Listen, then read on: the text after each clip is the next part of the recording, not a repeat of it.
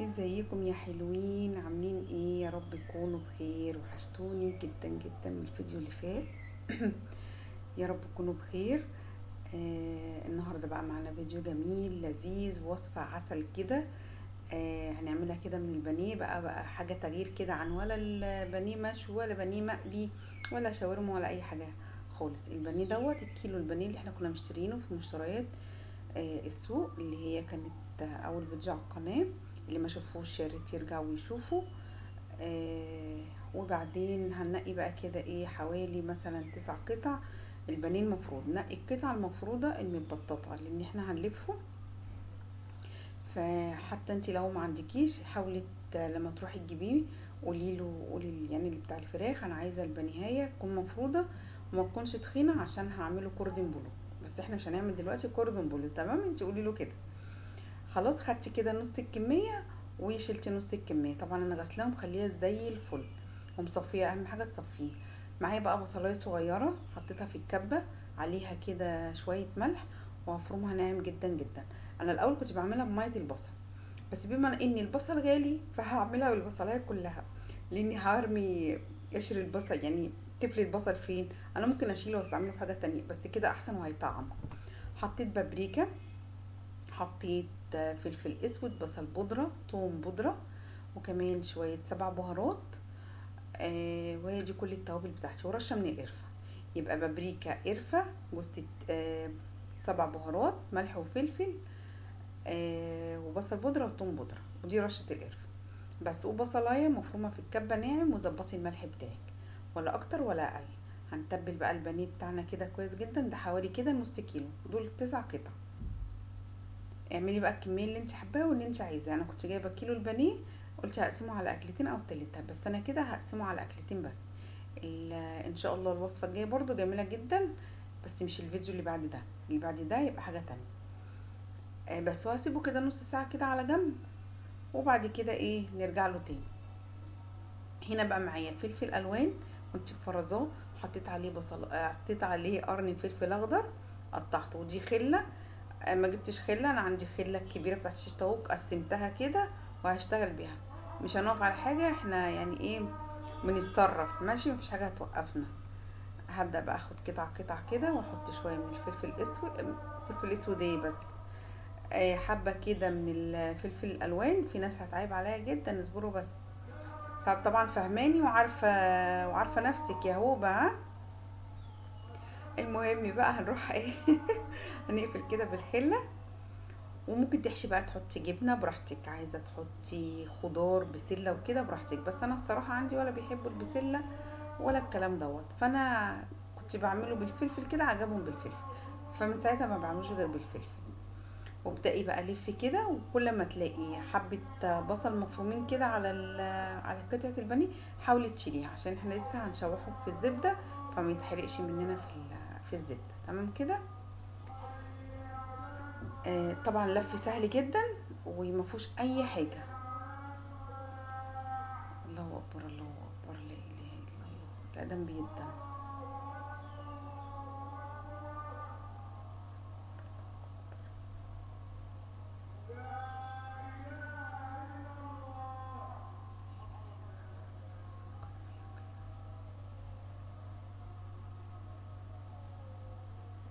بس انت هتعملي بقى كل الكمية كده وخلاص، على كده مفيش اسهل من كده.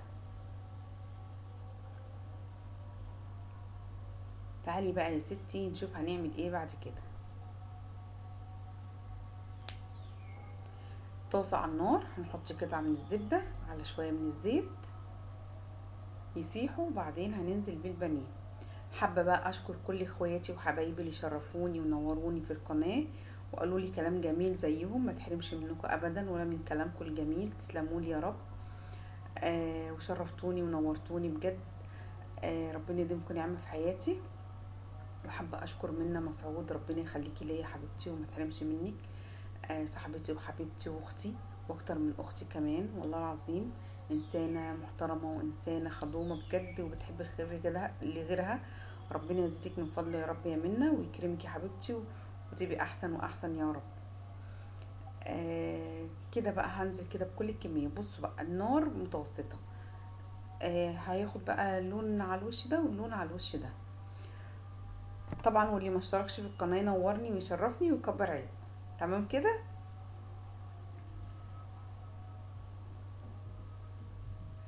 بحاول بقى كده ان شاء الله اعمل لكم اكل جديد واكل جميل. البانيه ده ينفعك في العزومات على فكره، ينفعك كتغيير. هيعجب ولادك جدا جدا جدا. عندي جارتي مره بتسالني اعمل اكل ايه، قلت لها على الطريقه عجبتها، بصوا مش قادره اوصف لكم. ومن ساعتها هي وعيالها يعني وجوزها عجبتهم، فمن ساعتها الحمد لله بتعملها يعني. حابه تعمليها بميه البصل. لو هتعملي مكرونه احنا هنعمل رز ابيض. بدل ما تعملي آه، رز ابيض، حابه تعملي مكرونه مفيش مشكله. خدي بقى، خدي ميه البصل للبانيه وخدي التفل البصل اعملي بيه المكرونه. تمام كده. لكن انا النهارده كده عملتها كلها على بعضها، وهي بصلايه صغيره يعني مش كبيره. انا هشوحه كده على الناحيتين، وبعدين هنشيله ونشوف هنعمل ايه. حاولي بقى تنوعي وتغيري كده في اكلك. ما تبقيش يعني كده ايه على طول الاكل هو ثابت، مفيش تغيير. على الاقل حتى نخف موضوع الزيت ده شويه، علشان الزيت وصحتنا. طبعا هو مش عشان صحتنا، وعشان الزيت غالي وبقى بيطير دلوقتي. وبخصوص الزيت بقى عايزه اقول لكم انا ما برميش زيت خالص يا جماعه. ويا ريت حاجه برضه عايزه اقول لكم عليها. اللي بيبيع الزيت للناس اللي بتعدي من الشارع، بالله عليكم بلاش. الزيت ده بيعيدوه تاني وبيرجعوه لنا احنا تاني وبيضرونا. مش موضوع ان هما بيعملوا بصابون ولا اي حاجه، لا الكلام ده لا. هما بيرجع لنا تاني زيت بيكرروه وبيعملوه. انا مره جبت زيت التموين كان مرصد من تحت الحاجات السودا ديت. حسبي الله ونعم الوكيل بجد. فبلاش عشان ما نضرش غيرنا. انا هنا خلصت. شلت كده كل اي بصل نزل في الطاسه، شلته كده بالشوكه. وبعدين هنزل في نفس الطاسه بقى بمعلقتين من الدقيق. هتاخد طعم كل الحاجات اللي نزلت كده من البانيه. هياخد بقى البشاميل هياخد الطعم بتاعها. هنشوحها طبعا.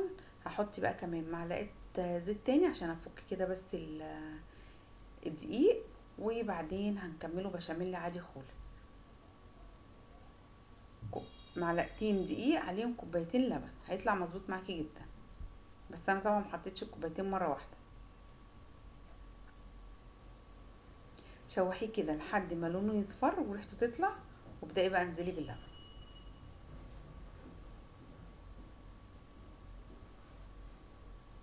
ده اول مج معايا كده من اللبن. ايدك على طول تقليب تقليب، قلب قلب قلب، علشان ايه ما يكلكعش مننا. علشان اللي مش بيعرف يعمل بشاميل، هي دي طريقته سهله جدا. اهم حاجه التقليب. هيبدأ تلاقيه بيتخن معاكي. هنزل تاني بشويه لبن، حوالي كده بتاع ايه نص كوبايه ولا حاجه.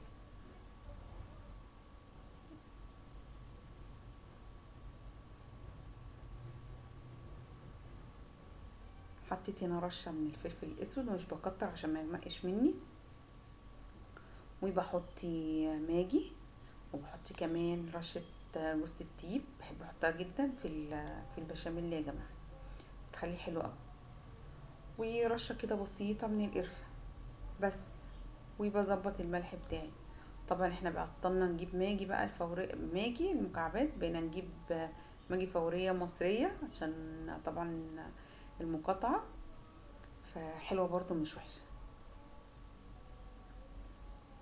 كل ما تقلبي ويبدا يسخن هيبدا يتقل. فانا هحط شويه لبن كمان. ظبطي بقى الملح بتاعك. فبقول لكم ايه بقى بالنسبه للزيت. ما ت... ما تبيعش الزيت. انا بعمل ايه بقى. انا خلصت طبعا قليت مره اتنين تلاته في الزيت بتاع البطاطس. ببدا اخده واحطه في برطمانات ازاز فاضيه. وابدا اجي بقى هقلي بانيه، هقلي كبده. باخد الزيت ده واقلي فيه البانيه او الكبده وبرميه. ممكن اخده واقلي فيه سمك وارميه، وهكذا. لكن الصراحه ولا ببيعه ولا اصلا بيفيد عندي زيت يعني. الحمد لله انا بعمل كده.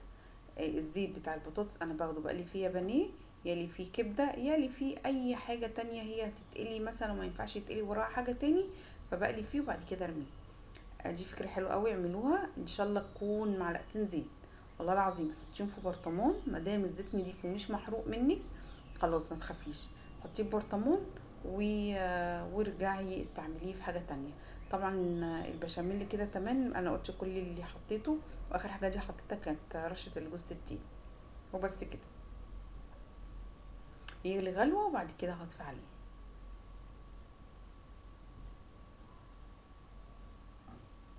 ده القوام بتاعه، وهيتقل تاني على فكره، ما تخلوش تقيل، عشان كده قلتلك خليهم كوبايتين دقيق بس، انزلي بيهم واحده واحده عشان ما يخفش قوي منك. حابه تخليه دقيق وميه مفيش مشكله، كوبايه ميه كوبايه لبن وميه، تمام، يبقى كوبايه لبن وكوبايه ميه. حطي بقى كده في البايركسي او في اي صينيه عندك معلقتين 3 كده من البشاميل. بعد كده رصي بقى البانيه بتاعك، هتكوني مشغله الفرن تسخن.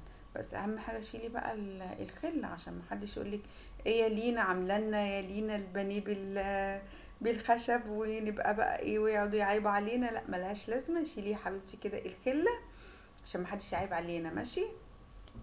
بس كده، شيلي بقى الخله وبعدين هنبدأ بقى ننزل بالبشاميل بتاعنا. في اسهل من كده؟ مفيش اسهل من كده. تيجي بقى في رمضان ممكن تعمليها بقى، لو عازمه حد هتكتري الكميه وتعمليها بجد تحفه ما شاء الله، طعمها حلو قوي قوي. والله مش بشكر فيها عشان انا اللي عاملاها، لا هي انا مادام حاجه عاجبه ولادي وزوجي عادي بكررها وبعملها، ما عجبتهمش الحمد لله ما بكررهاش تاني. فجربوها وان شاء الله هتعجبكم، وتقولي لي طبعا رايكم. ما انا لازم ابقى عارفه الحاجه عجبتكم ولا لا. قولي لي بقى رايكم وجربوا كده، وان شاء الله ربنا يحسن ما بين ايديكم ويملى بيوتكم خير وبركه، اللهم امين. رشه كده من السمنه على الوش، او مكعب زبده، او قطعه قشطه اللي عندك، او حبه جبنه موتزاريلا. طبعا انا ما عنديش اي حاجه من الحاجات دي، عندي زبده، عندي قشطه في الفريزر بس نسيت طبعا انزلها. فمعلقه كده سمنه والدنيا هتمشي، والوش هيحمر ويبقى زي الفل. هنا بقى هنعمل رز ابيض، مفيش اسهل منه. حطينا معلقتين سمنه وغسلنا مثلا كوبايتين من الرز. اعملي برضو الكميه اللي تكفيكي. اول ما السمنه تتقدح انزلي بالرز. بتحطي بقى البانيه دوت على الرز، يا سلام، تحفه. بيبقى طعمه حلو قوي، والبشاميل ده بيبقى طعمه تحفه. اهم حاجه بقى تحمري الرز كويس جدا كده عشان ينشف منك، عشان ما يعجنش. ويحط الميه كده بصي، هي كوبايه الرز بتاخد كوبايه ميه، ده الرز المصري بياخد ايه، كوبايه الرز بتاخد كوبايه ميه. انا بقى ما بكيلش انا بحطي بالبركه خلاص وحافظه. فانتي بعد كده ايه، بعد الرز كده بعقله صباع يبقى كده الدنيا تمام. وظبطي بقى الملح بتاعك وخلاص على كده.